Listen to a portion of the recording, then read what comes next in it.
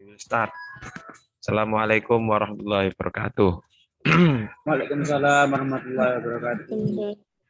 Okay, good afternoon, everyone. Today was rainy, right? In in Mojokerto. Are you in your home or in Unim? I in my home and in here is rain, sir. Yeah. I hope you and your friend and your family stay safe in your home. Don't go anywhere because of rainy and windy, a little bit windy. There is usually there is a lot of falling trees around the road. So stay still safe in your home. Okay. We will focus today on discussion about the understanding of literature. if you have if you have already buy the books that I recommended last meeting, last week, by Aang Fathul Ihsan, Introduction to Educational Literature, you can open page. You can open page. What page here? The first chapter, page 5. Yeah, page 5. This is our real discussion today. I hope you and me has a nice discussion, not only me. So if you are not well understood or have new ideas regarding literature, you can speak directly or discuss it directly to me. Okay, we'll start. Yeah. In here, only we today only 9 pages. Yeah, in chapter 1, we will discuss it one by one, pages by pages. Okay, the first paragraph: literature and literary study. Yeah, literature and literary study. I will read it for you. Here, mention that before we discuss about the definition of literature, first we need to distinguish between the difference between literature and literary study. Nah, jadi there are differentiation between literature and literary study. Yeah, both of the terms often cause confusion for the beginners. Okay, Warren and Welleck. Yeah, actually Warren and Welleck. Yeah, 1949. State that literature and literary study are distinguished by two activities. Literary study and literature are distinguished by two activities. The first one was literature related to the creativity and art. So literature related to the creativity and art. That's the definition by Warren. While literary study links to the science or specific discipline of knowledge. So literature that relates to creativity and art, and the literary study links to the science or specific discipline. Discipline, yeah, that's it. Discipline of knowledge, yeah. So here again, I'll read it first for you. Literature cannot be studied at all, which means that we can only read, enjoy, and appreciate it, or criticize it maybe. But in contrast, literary study can be defined as knowledge to consider the second creation, the creations created by the writers, as if the readers enter the world of created by the writers in the literary works. Okay, I'll give an explanation for you. Actually, yeah, the there are literary works, there are literary study, there are literature, and there are literacy. Yeah, yeah. There are lots of terms that should be distinguished by the first or the beginners here. Yeah, but we are going to focus on the differentiation between literature and literary study. So it will be your first understanding. Yeah. literature related to the creativity of art. Yeah. Why literature cannot be studied at all? Because it's kind of feeling or taste. Yeah. Feel that you feel. Yeah. Feeling that you feel when you are reading a novels cannot be teach or touch or deliver to others. Yeah. So it cannot be studied at all. Jadi karya sastra itu feeling itu tidak bisa dipelajari, tidak bisa ditransfer ke teman kamu atau anak didik kamu. Itu it's matter of taste, jadi rasa. Jadi we can't define the taste of sugar like or sweet like. Jadi kita nggak bisa ngomong apa, nggak bisa mendefinisikan manis itu seperti apa because of its taste ya. Jadi it's matter of enjoyable. Nah, gitu kan. Patah hati ya kita nggak bisa mendefinisikan ya. Kalau semakin didefinisikan semakin hilang makna itu. Jadi ketika kamu mendefinisikan itu tidak cocok dengan makna yang kamu definisikan itu karena itu dalam hatimu. Misalkan kamu jatuh cinta begitu, nggak bisa kamu utarakan. Ya, orang bilang kan berjuta-juta rasanya, begitu kan? Nah, makanya nggak bisa didefinisikan. Jadi nggak bisa definisi. Itu literature. But in contrast, literary study can be defined as knowledge. Jadi bisa ditransfer. Ini seperti apa ini Pak? Jadi misalkan ada novel gitu ya. Terus kita apresiasi gitu. Kita kita beri apa istilahnya itu?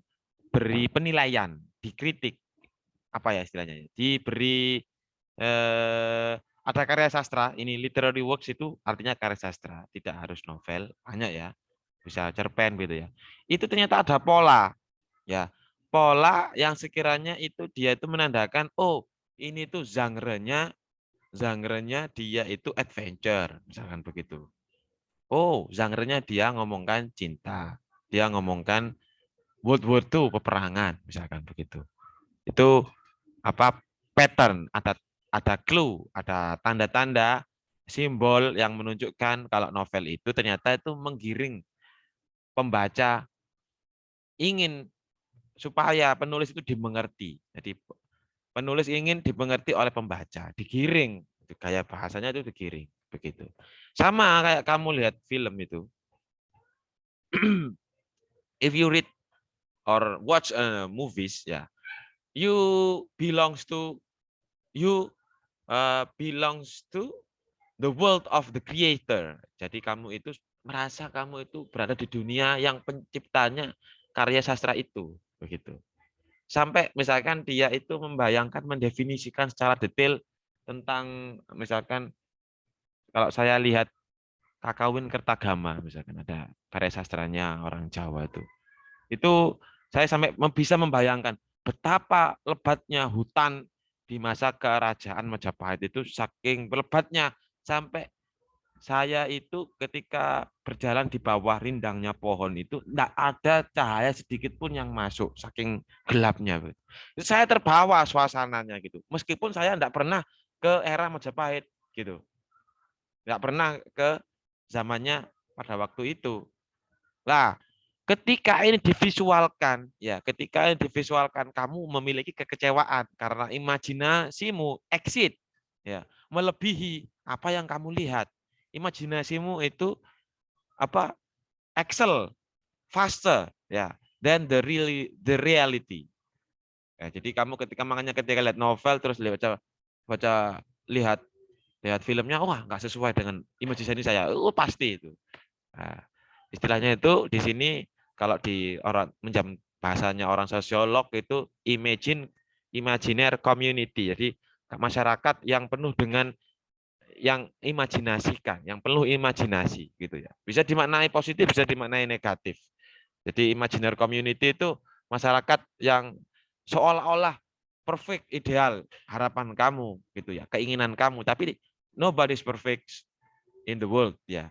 No systems perfect, ya. Tidak ada sistem yang sempurna dalam, misalkan kita ngomongkan kepemimpinan presiden gitu, tidak ada, pasti ada catatnya, begitu. Itu selingan saja. Jadi intinya kalau kita bahas masalah literary studies gitu ya, kita bisa memaknai, bisa memberi pattern, memberi genre. Oh, ini tuh jenisnya itu horor, misalkan begitu. Horor yang seperti apa? Misalkan kalau ada genre-genre ya dalam karya sastra yang saya suka di era post World War II itu, ini novel bahasa Inggris pertama, yang kedua ya setelah Good Earth. Good Earth itu novel pertama saya. Karyanya Paul S. Buck. Kalau kamu download banyak di internet, Good Earth karyanya Paul S. Buck. Suasananya ya seperti ini.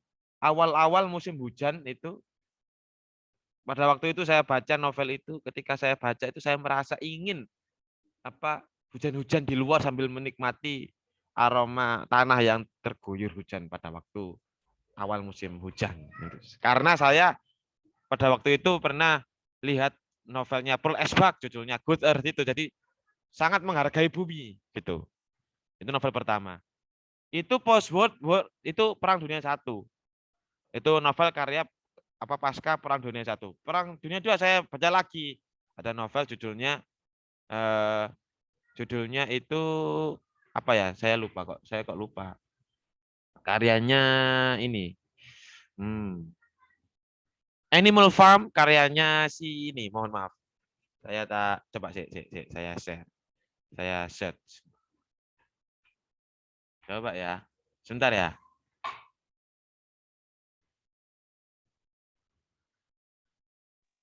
Stop share dulu. Saya mau share screen yang keseluruhan ya. Saya lupa namanya pengarangnya ini nih. Pengarangnya apa?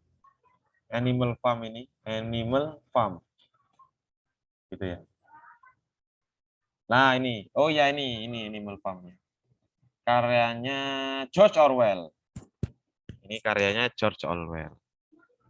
Ini kalau kamu baca novel-novel pasca Perang Dunia II, itu lebih santai ya, lebih enak gitu ya, lebih kamu bisa masih itu relevan dengan duniamu. Tapi kalau sudah sastra yang sudah kuno-kuno itu sama kayak bahasa Indonesia, ada sastra tinggi gitu, dia klaim kalau ada sastra tinggi di Indonesia itu ada sastra rendah begitu ya. Sebenarnya sama ya, karena bukan masalah tinggi rendah gitu, tapi kualitas yang diciptakan di zaman dahulu memang relevan di zamannya, memang bahasanya itu banyak yang mengandung unsur yang tersirat begitu. Kalau sekarang kan tidak. Ini Animal Farm. Oke, jadi saya seolah-olah baca novel Animal Farm ini bisa memahami bagaimana sistem politik yang dilakukan oleh Stalin dan Lenin pada waktu itu ya, Uni Soviet ya, sekarang jadi Rusia itu ya. Pada waktu itu Uni Soviet bagaimana sih kepemimpinannya, terus kok bisa ada reformasi industri. Saya lihatnya tidak dari pada waktu itu, saya nggak baca buku sejarah, saya cukup membaca Animal Farm ini. Jadi sudah mewakili pada waktu itu revolusi industri 0.1 pada waktu itu ya, sampai sekarang 0.5 sekarang ya, revolusi kelima sekarang masih berlangsung. Dari zaman itu saya sudah bisa memahami, oh dulu itu mesin uap ya.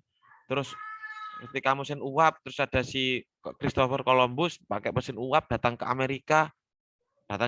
Dia membantai seluruh masyarakat Indian, pada waktu itu dibantai semua gitu. Tapi membantainya dia pakai alat gitu. Nah, datang pakai kereta api gitu. Di situ dijelaskan di sini Animal Farm. Ya teman-teman. Ya kita kembali ke tadi itu. Begitu. Ya itu sekilas. Oke. We move to another paragraph. If you have any question You may ask me anything.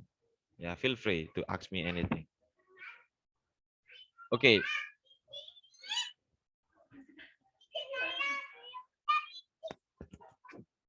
In line with Warren, ya, Dharma itu Budi Dharma, ini dosen saya ketika saya S2. Sekarang beliaunya ketika saya masuk S3, beliaunya sudah meninggal gitu ya. State that the scope of literature is creating creativity. Meanwhile, literary study is studying literature as the object.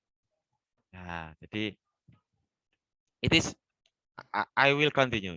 It is identified that literature focus on the creativity, whereas literary study focus on the science. Nah, oke. Jadi if I define it clearly, jadi Budi Dharma ini dia itu kemarin sudah saya bilang ya, itu ada novelnya dia, cerpen ya, Pria Pemanggul Goni, itu saya suka sekali. Beliaunya sudah meninggal, pasti jadi orang baik dia. Saya nggak sampai saya itu nggak bisa, I can't define Budi Dharma ya, dosen saya satu ini, dia itu saking apa low profile-nya, dia ini agamanya apa, terus suku rasanya dia apa, saking apa tenggang rasanya gitu loh. Saya itu sampai sulit gitu. Dia berpendapat pada waktu itu. Kalau saya ingat ini ketika dia kuliah, saya juga mendengar dia ngomong begini, memang sama. The scope of literature is creating creativity. Jadi kalau kamu sering baca-baca novel yang asik-asik itu, kreativitas kamu semakin meningkat, gitu ya. Meanwhile, literary study is studying literature as the object. Jadi memahami karya sastra itu sebagai objek yang kamu harus ajarkan. Nah, paradigma sekarang sudah berubah ya. Guru RUU Sisdiknas sudah dicabut, dikeluarkan. Jadi mata kuliah bahasa Inggris, mata pelajaran bahasa Inggris di SMP dan di SMA itu tidak wajib lagi, gitu. Menurut RUU Sisdiknas 7 hari yang lalu keluar. Jadi kamu seperti apa harusnya? Jadi mata pelajaran ini kamu ajarin apa? Karena bahasa Inggris itu alat ya. Alat enggak boleh, alat itu bukan diajar ya, tools itu diasah gitu. Seperti pisau itu diasah semakin tajam. Jadi bagaimana cara ngajar sastranya? Caranya ngajar bahasa Inggris ya lewat sastra ini gitu. Kamu tidak boleh mengajarkan bahasa Inggris hanya mengajarkan grammar seperti old apa zaman dahulu gitu. Seperti zaman-zaman yang lalu-lalu itu, present tense itu rumusnya seperti ini gitu. Enggak apa-apa itu seperti itu, cuman fokus spesifik mungkin untuk apa kamu menjelaskan praktek langsung mengerjakan soal TOEFL misalkan. Boleh.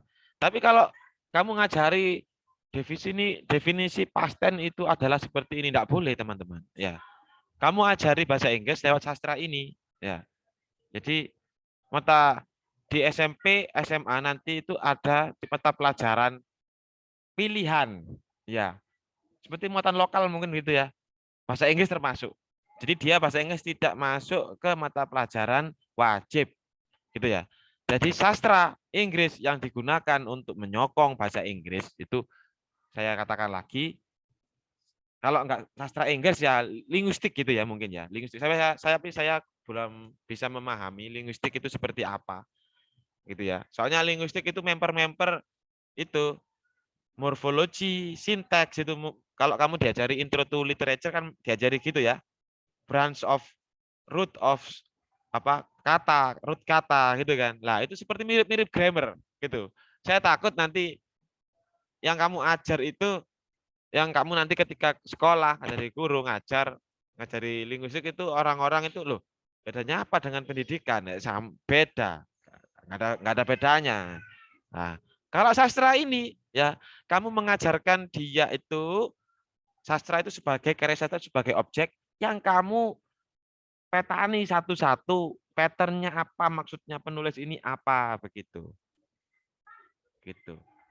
Terus kamu bisa memberi pelajaran ke anak-anak kamu nanti caranya menjadi content writing yang baik untuk menulis sebuah karya sastra itu seperti apa. Gitu bisa. Tidak hanya karya sastra ya, ini bisa masuk creative writing ketika nulis blog, terus apa gaya bahasa ketika di WA, ketika jawab di customer gitu. Itu apa it's a matter of typing. Jadi sekarang itu tidak penting berbicara seperti ini, tapi manner of type ya. Jadi manner caranya WA jempol kamu berbicara seperti apa. Itu kreativitas tidak bisa ditiru. Itu kamu banyak-banyakin baca novel. Kamu sekali baca novel yang bagus kamu terus kamu itu suka, keranjingan nanti kamu beli novel lagi, beli novel. Tanpa Pak Ikil suruh. Coba aja gitu. Gitu. Saya dulu tuh tipe orang yang nggak suka baca ya ketika SMA. Ketika kuliah punya teman saya itu sejarah dia di UM Malang, apa Universitas Negeri Malang, namanya Arif Subekti. Saya masih ingat sampai sekarang wajah-wajahnya kalau dia jalan apa kalau dia jalan caranya dia jalan terus kurus-kurusnya gitu ya. Sampai pernah patah hati terus dia nggak pernah keluar dari kamar segi empatnya itu dia apa cuman keluar itu nitip makan gitu di dalam kamarnya ada kamar mandi ya dia gak keluar keluar di situ terus hidupnya gitu wes kalau mau apa maem di dalam kamar mandi wes pokoknya 3 bulan di situ terus itu jatuh cinta sama apa pacar khayalannya di Jombang namanya Kailila dibuatkan puisi gitu orang patah kalau mau jadi sastrawan legend ya kamu patah hati dulu Mas Lorna. Jadi kalau kamu patah hati, jadi kamu bisa puisi itu banyak-banyakin nulis puisi, banyak-banyakin.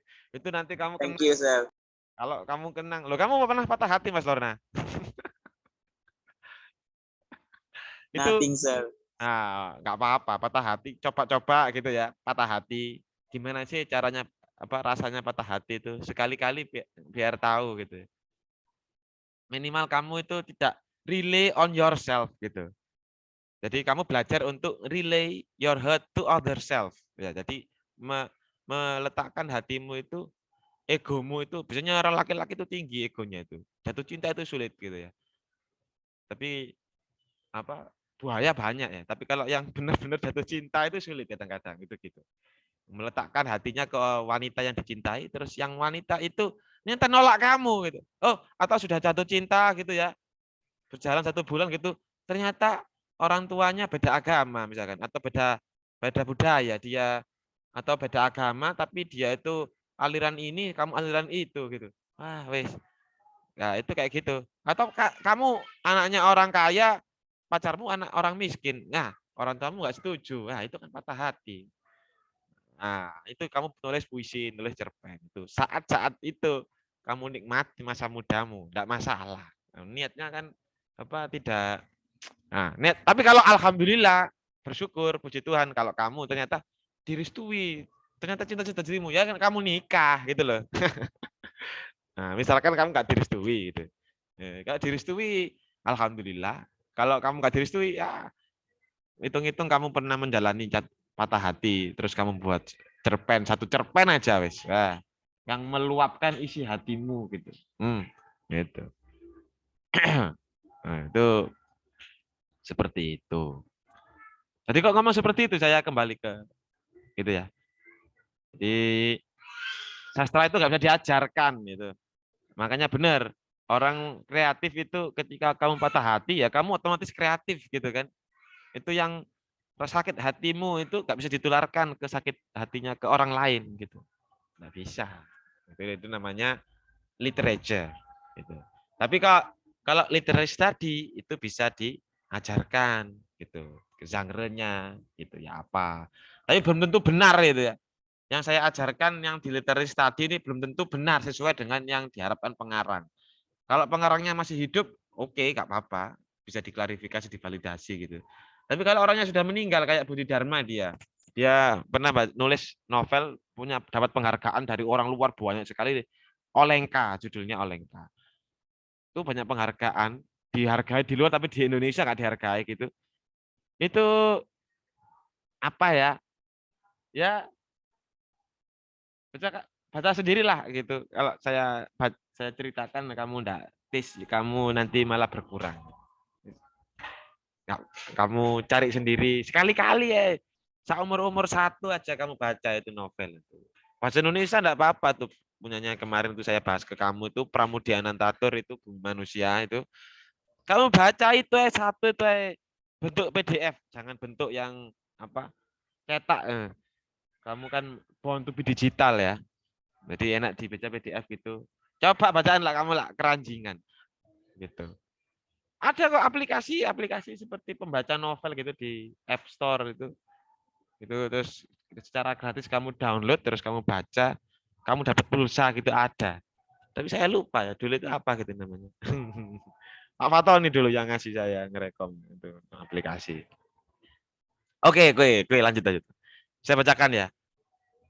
The responsibility of literature is creativity, while literary study is scientific logic. Ya, jadi nalar yang apa scientific logic itu istilahnya itu kalau di Unim itu ada doktor itu Pak Ainul Yakin itu namanya moral reasoning. Jadi affective reasoning. Jadi apa? Tes yang bisa dilogikkan, yang bisa direasonkan, diberi alasan. Oh nyekenya Pak Ekel, ya, miring-miring ya, nggak apa-apa. Pokoknya intinya itu ya. Ini ada lagi ini yang berpendapat. The scope of literature is creativity. It deals with literary works like, nah ini. Jadi literature itu poetry, drama, novel, and short story, gitu ya. Poetry, drama, novel, and short story. However, literary critic, oh ada yang ngomong dia ada kritik sastra. Tadi kan literary study ya. Ini kritik juga sama, tapi bedanya kritik itu bukan kita mengkritik sastranya, tidak. Itu ada novel, jenis novelnya itu untuk mengkritik misalkan pemerintahan, mengkritik kayak ada film ternyata mengkritik manusia yang suka merusak lingkungan, kan ada film seperti itu literary criticism.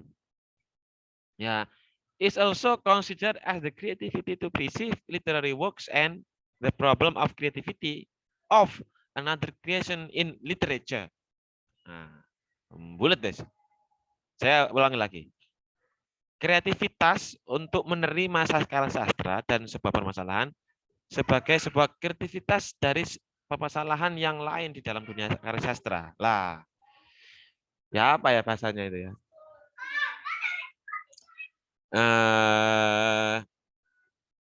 Ya tadi itu seperti yang saya contohkan tadi itu.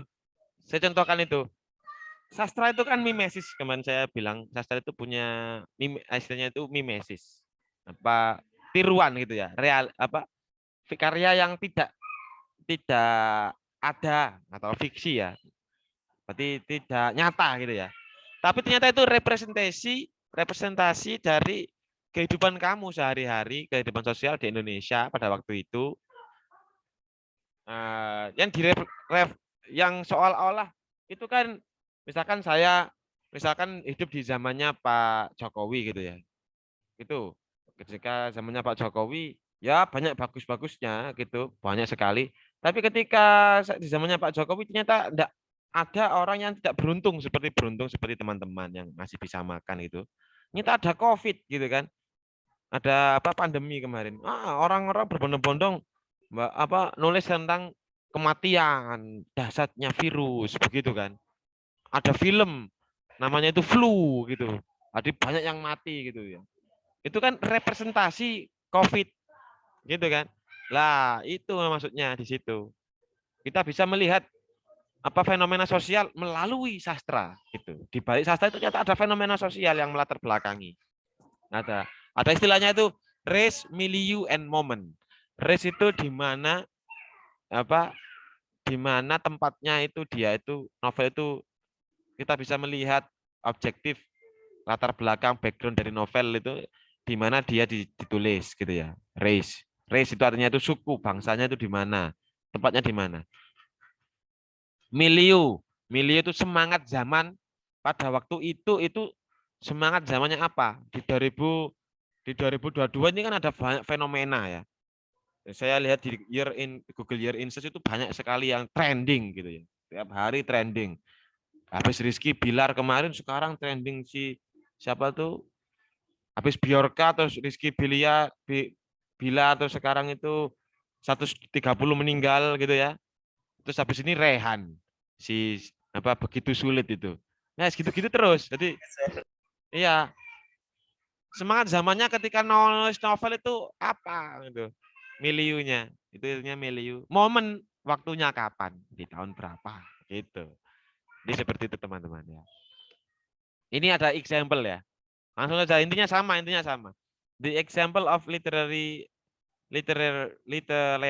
art drama seperti Romeo Juliet itu karya sastra ya. Itu Romeo Juliet. Puisi Stopping by Wood on Snowy Evening. Oke, kita lihat. Ada yang pernah lihat puisi ini? Stop by Woods on Snowy Evening. Ada yang pernah? Belum pernah ya? Kita coba. Apa tadi? Ya kok. Apa? Stopping by Woods. Kita search ya. Stopping by Woods. Terus on a snowy evening. Nah ini ada ini Robert Frost. Apa sih ini? Ya. Penasaran ya? Pernah baca puisi orang luar ya? Kira-kira dia ngomongin apa sih? Kelihatan ya? Coba Yes, saya sir. petakan. Kurang besar kayaknya. Nah, oke. Okay. Woods, these are I think I know. Ya. Stopping by Woods. Dia itu terhenti oleh Woods ya. Terhenti di sebuah mungkin tumpukan apa? Itu ya, kayu di snowy evening. Sore yang penuh dengan apa?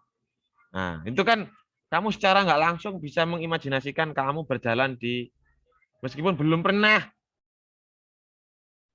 emangnya sudah pernah itu apa main salju kan belum Pak.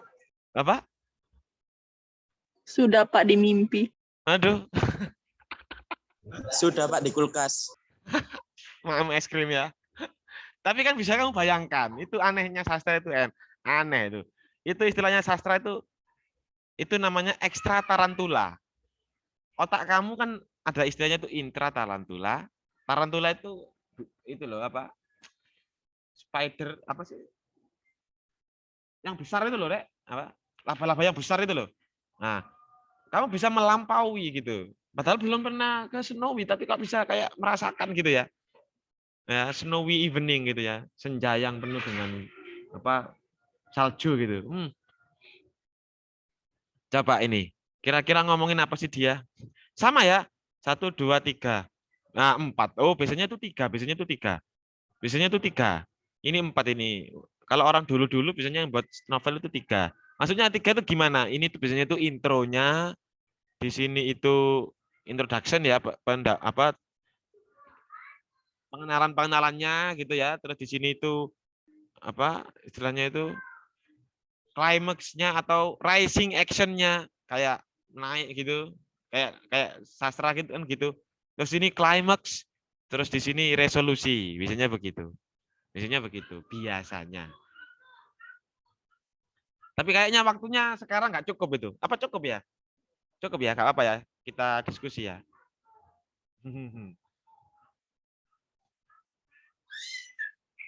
saya belum pernah baca ini beneran jujur ini Mas Aang ini nyontohkan Robert Frost ini terkenalin tapi saya nggak pernah baca ini.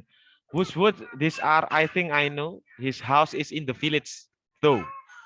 He will not see me stopping here to watch his wood fill up with snow. Dia itu ah.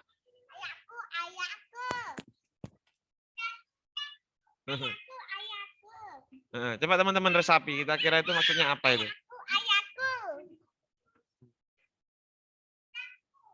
Oke. Dia bertanya, ini kayunya siapa sih? Kayaknya saya tahu nih, kayunya nih. Ini kayaknya rumah ini his house in the village. Kayaknya ini rumahnya ini kayaknya ini di ini. Teman-teman. Sekarang itu ada istilah baru kemarin ditelurkan ya, populerkan ya. Sudah ada dari lama cuman di pioneer, dipopulerkan sama Reza Arab. Tahu Reza Arab ya? Yang Indonesian Got Talent itu yang ada Hola Balai itu, tahu kan? Dia itu posting di Instagram atau di Twitter ya dia ngomongin masalah trust issue. Trust isunya Rizky Bilar yang dia mukulin perempuan gitu, ya nggak boleh ditiru ya. Masnya ini ya. Mas siapa ini? Lorna sama Mas siapa ini? Alvin. Mas Iwan. Ikhwan ya. Iwan nggak boleh ya. Tapi dia posting trust issue kalau ternyata ada wanita laki-laki yang memang benar-benar gentleman kayak si Gading Martin, dia kan enggak apa jadi ayah yang benar gitu ya, atau si Johnny Depp gitu ya dengan Amber Heard kemarin itu ada masalah ternyata nggak terbukti itu yang mukul malah yang perempuan malahan begitu. Jadi trust isu dialihkan seperti itu. Lah, gaya-gaya seperti ini ternyata sampai ke apa Himpunan Sastra Indonesia, HISKI. Saya punya apa Himpunan Sastra Indonesia itu loh, novel-novelnya sekarang itu trust issue gitu. Kalau zaman dulu kan lebay-lebay gitu ya. Padahal sama ya ketika saya lihat ini. Whose wood these are I think I know. Kalau dijawakan ini, kalau di bahasa Jawa kan ini gini. Kayak aku ngerti kita sopo kayu ini kan gitu. Kalau Mbak mohon maaf dari mana ini siapa bisa bahasa Jawa nggak ya? Ngerti nggak ya? Mohon maaf ya. Ini kayaknya gini bahasa Indonesianya. Kayaknya pernah tahu aku ini. Punya siapa ini kayu? Loh, dekatnya rumah itu. Kayaknya aku pernah tahu nih model rumah seperti itu. Ini kayaknya tangga aku ini ya. Itu kan enggak taunya itu lebay jadi enggak lebay begitu kan. Itu. Terlalu didramatisir. Orang sastra itu kelemahannya itu terlalu lebay, terlalu didrama-dramakan. Padahal ya biasa gitu. Sebenarnya kalau dirasa-rasa patah hati ya wes patah hati gitu, kecewa ya oke fine kecewa. Tapi kan kalau terlalu dirasa-rasakan semakin lama kan semakin sakit. Kalau di aja ya aja sebenarnya. Kalau menurut saya itu kan perspektif orang macam-macam gitu. Jatuh cinta ya nggak apa-apa, tapi jangan terlalu dimasukkan hati ya. Harusnya memang aja gitu. Kalau terlalu dimasukkan hati, kamu nanti ya malah jadi kecewa gitu ya. Gitu. Menurut saya maksudnya saya gitu. Kalau kamu kan macam-macam. Saya menghargai pendapat orang di sini. Semuanya saya hargai. Tidak ada masalah. Gitu. Jadi bebas gitu ya. Ini anggap aja diskusi sore gitu, ngobrol-ngobrol. Kamu minum kopi ya, it's fine. Nggak apa-apa. Gitu. Beda dengan linguistik ya. Linguistik itu saya ulang-ulang terus. Saya juga dulu pernah baca linguistik. Dia itu mencari-cari kesalahan orang lain. Misalkan ada pidatonya Pak siapa tuh sekarang itu si yang sekarang Presiden Amerika itu. Presiden Amerika sekarang siapa kok saya kok enggak tahu. Kok lupa ya, Biden gitu ya. Dia dilihat detailnya. Biden ini ngomong motifnya apa ini?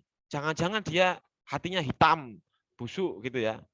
Memang mau memperpecah antara Rusia dengan Ukraina ini memang benar-benar mau perang gitu ya. Mencari kekurangan orang lain. Ini kebalikannya sastra gitu. Gitu. Ya iya, sama-sama. Sama-sama punya kekurangan, sama-sama punya kelebihan. Gitu. Ya ini saya saya kopi. Coba minggu depan aja, kita nggak punya waktu terlalu banyak ya untuk memahami ini. Kamu ini loh, share screen-nya nggak bergerak nih. Tadi di awal enggak, Pak. Sekarang sudah. Sudah ya. Visinya sudah saya kirim ke chat. Nanti kamu pahami itu maksud minggu depan maksud kamu apa ya gitu. Maksudnya ini si Robert Force ini ngomong apa ya? Nah, we have no time to discuss today. Maybe next time we'll discuss it ya. Oke. Ini contoh-contoh saja. Novel ini ada Song of Solomon gitu ya. Terus ada The Yellow Wallpaper gitu ya. Ini berat ini, jangan ini. Ini sulit ini, jangan ini. Yang santai aja dulu. Ini jangan. Ini contoh aja. Ya, oke. Nah, oke. Tapi yang ingin saya omongkan sebenarnya bukan ini. Nah, ini. Sebentar. Kita to the point aja. Mana ya? Ah, ini. Saya mau fokus ke sini. Kamu kalau mau apa? Kalau mau lihat karya sastra itu bagus, kemarin ada saya bilang ada kriteria ini sastra ini it's good or not good ya. Based on Warren ya and Walek, Rene Wallen tadi itu state that good literary works content of aesthetic values, ada nilai-nilai estetika. Estetika yang seperti apa itu. Ya, ini. Tadi itu ngomongnya itu tadi itu intinya itu ini sebenarnya Pak Kil kapan ngomongin ini. The first ya, istilahnya itu ada disinterested contemplation, kontemplasi yang disinterested. Ya, apa sih disinterested contemplation is an effort of writers in writing literary works. A story which created by the writers as the objective of contemplation result neutral and have not certain purpose or tendency. Ya, jadi tidak ketika penulis itu menulis sebuah karya sastra, dalam proses dia berkontemplasi dalam penulisan itu, dia itu tidak dipengaruhi oleh siapapun, netral gitu ya. Tidak memiliki tujuan atau tendensi apapun untuk menjatuhkan lawan atau untuk untuk mengapa? Kalau beda dengan itu ya, beda dengan koran, newspaper ya, majalah atau koran. Itu biasanya itu tendensi ke pemerintah gitu. Dia itu cenderung ada yang kalau dibeli pemerintah gitu ya. TV swasta itu ada yang pro dengan pemerintah itu sebenarnya itu jelek tapi dibaik-baikin begitu. Beda dengan apa novel yang baik biasanya itu dia tidak ada tendensi kemanapun, tidak ada tujuan apapun. Tujuannya itu baik gitu ya, tidak ada apa has not certain purpose gitu. Itu istilahnya itu disinterested contemplation, itu estetika. Kalau kamu menemukan oh dia netral, tidak memihak suku, ras, bangsa, agama, sosial tertentu, oke fine dia bagus begitu. Novelnya begitu, enggak rasis lah istilahnya. Oke. Second one, aesthetic distance. Aesthetic distance defined as an exertion of the writers in their literary works. Ya. Whereas story which created as a result of from objective contemplation, natural and do not have tendency or certain purpose and not show or harass certain community and ethic. Nah, jadi ini perpanjangannya ya, exertion itu of the writer. Jadi dampaknya ternyata memang dia tidak mempunyai tujuan dan ketika dia ditelurkan novel itu atau karya sastra itu ternyata dia tidak apa benar-benar netral, neutral ya. Tidak ada tendensi benar-benar tidak menyakiti golongan tertentu, harass certain community or ethnic gitu. Iya. Ya, begitu ya. Oh, iya dong. Itu ini dampaknya sama dengan tadi itu. Ada distance. Jadi ada apa istilahnya itu? Contoh begini. Ini saya contohkan ya. Di negara Kertagama, novel semi dokumenter yang ditulis oleh Prapanca, Bu Prapanca, itu kan menulis tentang cerita zaman Majapahit dari zaman dahulu. Lah, dia ngomong kalau Majapahit itu wilayahnya luas, menguasai Nusantara, suku ras terkuat gitu ya. Di Nusantara pada waktu itu. Lah, ini menurut saya kurang setuju. Kenapa? Saya pikir Majapahit tidak seperti itu. Ada ras-ras di daerah Manado, mbaknya ini ada orang Manado, ada orang Madura, ada orang Sunda, gitu kan ya. Dia merasa itu kan tertindas seolah-olah dia dikalahkan sama orang Majapahit. Padahal ya menurut saya ya enggak gitu. Diplomasinya enggak gitu. Nah, gitu ya. Lah, ketika ada tendensi ke arah Majapahit seperti itulah ini loh yang saya apa ketika dia ada orang Sunda marah-marah atau orang Madura marah-marah gitu, lah ini berarti nggak baik ini, karena saya nggak baik ini. Saya netral saja gitu, sesuai dengan nilai estetik distance ini. Sudah jauh-jauh hari sekarang diulik lagi, oh orang-orang Manado nggak terima loh, saya nggak pernah kok dijajah orang Majapahit, yang nggak jajah orang Manado itu orang ini dari itu VOC aja misalkan gitu. Nah, itu ya, itu contoh. Oke, number 3 ya, framing. Framing is creating art frame in literary works. Whereas the writers, when create literary works, endeavor to arrange their writing in good composition so that the readers will get pleasure in her on his literary works. Jadi maksudnya begini.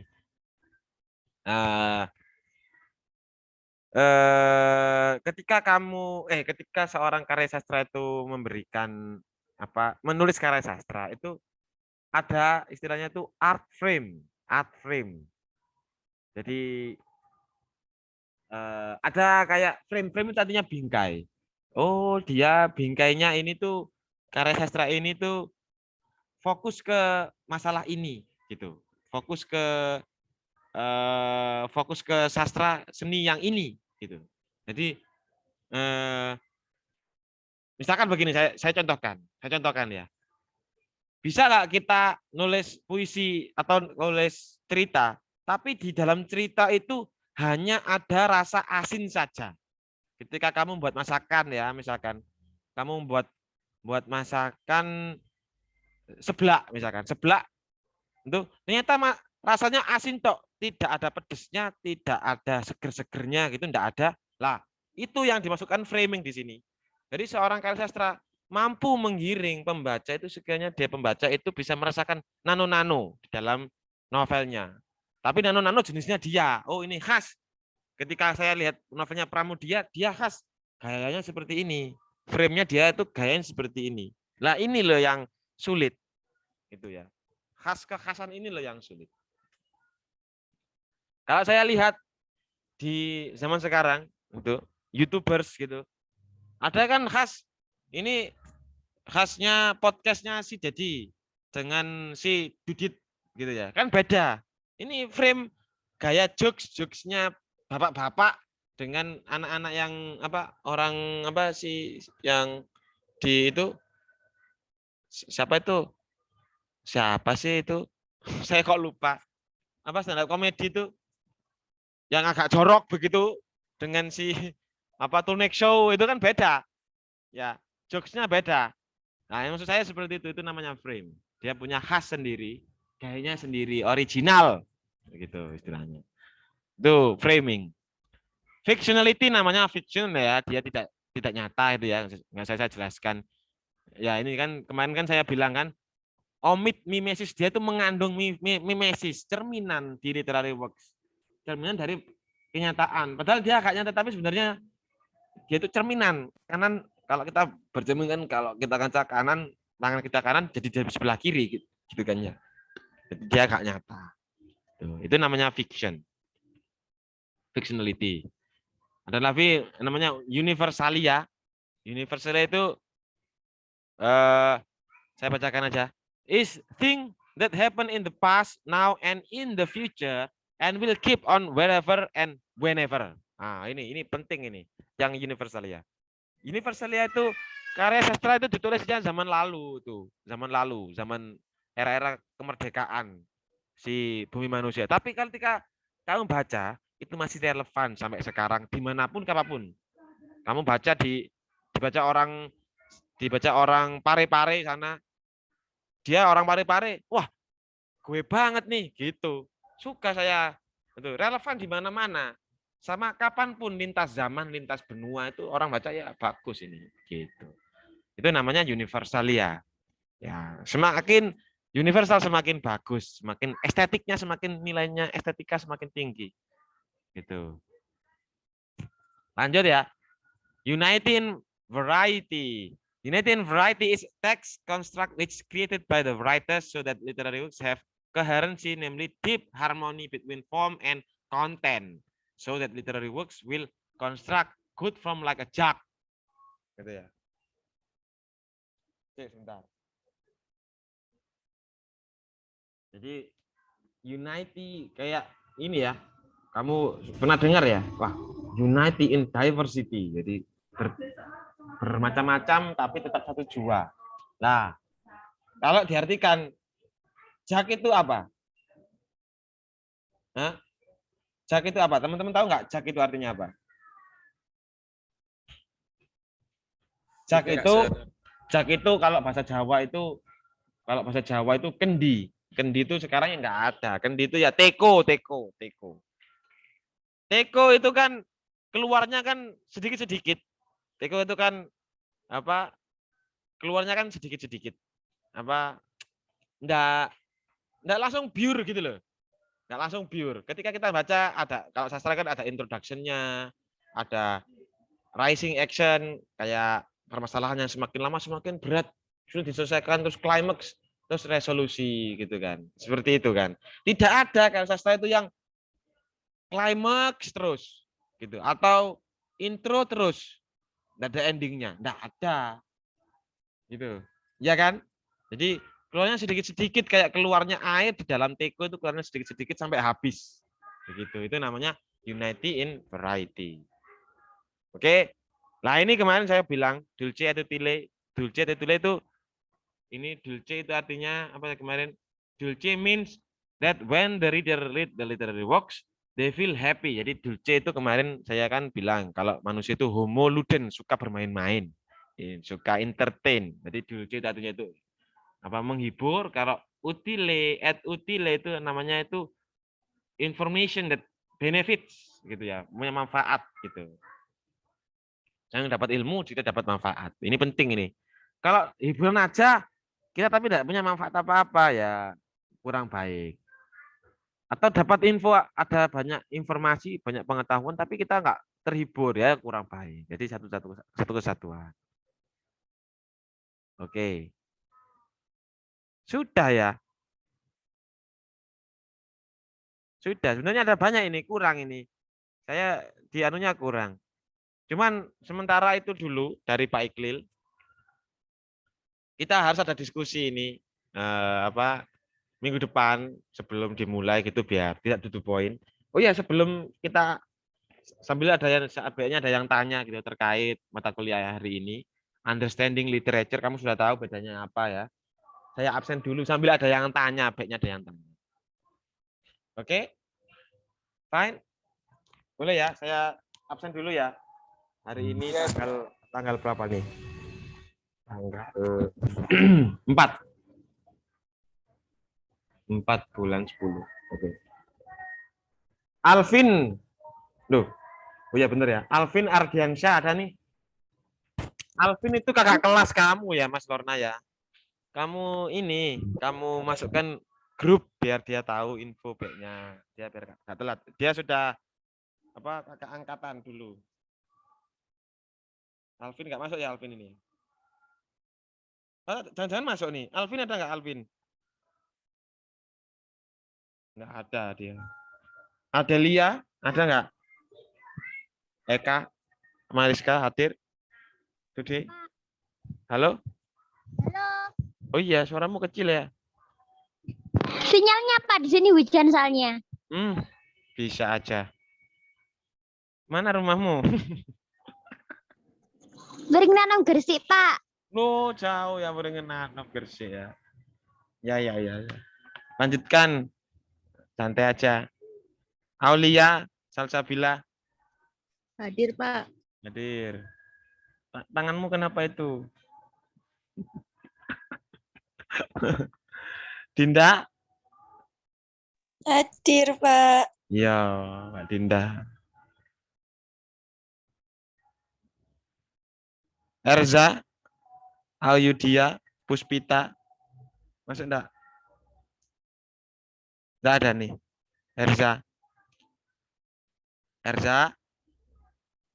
Tidak ada, Pak. Oh iya, enggak ada. Ica, Desira, Fitriani. Fitriani. Gitu ya. Ica, masuk? Enggak masuk juga. Oke. Junita. Mbak Junita. Iya, Pak. Oke. Present. Aduh, kamu kayaknya sibuk itu. Enak ya kamu ya. Ngafe tuh. Nggak hujan dah. Bagaimana, Pak? Nggak hujan Mbak Junita. Jakarta. Oh, tidak, Pak. Ini Tidak. di Buceri, Pak. Oh, Ndek Buceri, sepatu itu. Oh ya, kayak merek sepatu tuh. Betul. Iya.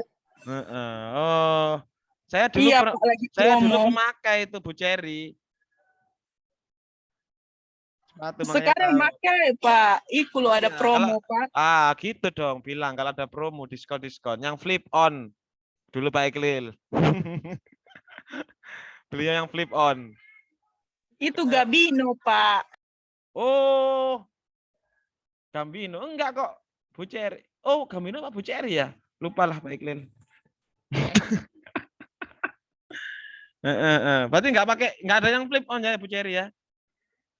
Iya, Pak. Adanya di Gabino. Gambino. Oke. Apa ya? Lanjutkan. Lorna ada ya Lorna? Hadir, Pak. Nur Ilmiawan. Nggih, Pak. Hadir. Kamu menyimak dari tadi ya? Nggih, Pak. Punya pacar enggak, Mbak Mas Nur Ilmiawan? Boten. Tapi suka Boten, sama Pak. orang iya. Mengagumi. Iya, Pak. Enggak pernah Mengagumi. mengagumi. Pernah, Pak. Nah, gitu dong. Itu namanya jatuh cinta itu. Sekali-kali ungkapkan hatimu ke orang tersebut ya, enggak apa-apa. Beranikan dirimu ya. Terus ditolak ya, wes ya, itu urusan belakang. Ya, cari lagi, Pak. Ya ditata dulu hatimu gitu. Jangan-jangan ada yang salah dengan dirimu kenapa ditolak gitu. Sadar diri, Pak. Perlu. Perlu juga itu. Rizka, Tri. Pak. Oke, masuk dia. Mbak Rizka ini yang pinter ini. Saya suka ini. Rizka ini. Firly Indah, Puspaningrum. Hadir, Pak. Firly ya. Firly itu laki-laki apa perempuan? Perempuan. Perempuan. Oke. Sip. Maria, Pak. Nggak boleh begitu. Saya tuh pernah punya pengalaman sama waria itu, menakutkan. Di Jogja itu banyak sekali ya. Bukan waria ya istilahnya itu ya apa ya? Lady boy.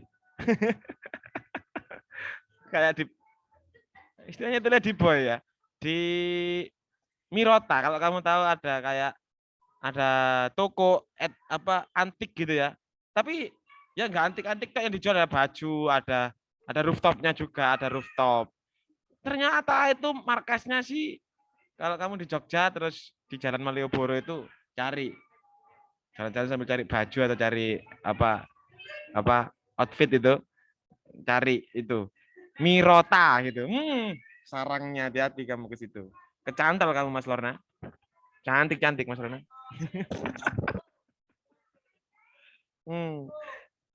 Oke. Maghrib ya. Mohon izin saya mengakhiri pertemuan kali ini. Sudah 1 jam. Saya anggap cukup. Saya anggap minggu depan kita Pak. ketemu. Ada yang tanya? Sip. Siapa nih? Pak, saya hadir. Loh, Mbak Ica Desira. Kamu kemana tadi Ica Desira? Itu kayaknya itu NCT itu ya, fotonya NCT itu ya. Bukan. Siapa tuh? Siapa? BTS. Astagfirullah, kamu ARMY kamu, Mbak Ica. Bukannya ARMY sekarang sudah punah, Mbak Ica ya? Wah, belum. Belum nggak terima. Beneran ARMY ini. Sip. Sudah saya catat. Terima kasih ya. Ada lagi yang ditanyakan sebelum saya tutup? Sudah enggak ada. Semoga bermanfaat ya. Kamu diberi kesehatan, keluargamu diberi kebahagiaan. Amin. Nah, wes yang seneng ya, yang bahagia jangan lupa liburan ya, jangan kerja terus, Mbak. Ini Junita ini, teman-teman juga jangan di rumah terus, sekali-kali ya keluar gitu ya. Jalan-jalan gitu, ngajak Pak Iklil gitu, beliin durian apa kayak gitu. Kan seneng kan teman-teman ya. Ada yang kelebihan dana dari orang tuanya gitu, uang sakunya terlalu banyak, didonasikan ke teman-temannya, lumayan ini. Ya, Kurang. iya kurang Pak. Ya sudah, saya akhiri. Assalamualaikum warahmatullahi wabarakatuh. Waalaikumsalam. Waalaikumsalam Saya izin warahmatullahi stop share wabarakatuh. ya. Terima kasih, Pak. Saya end meeting.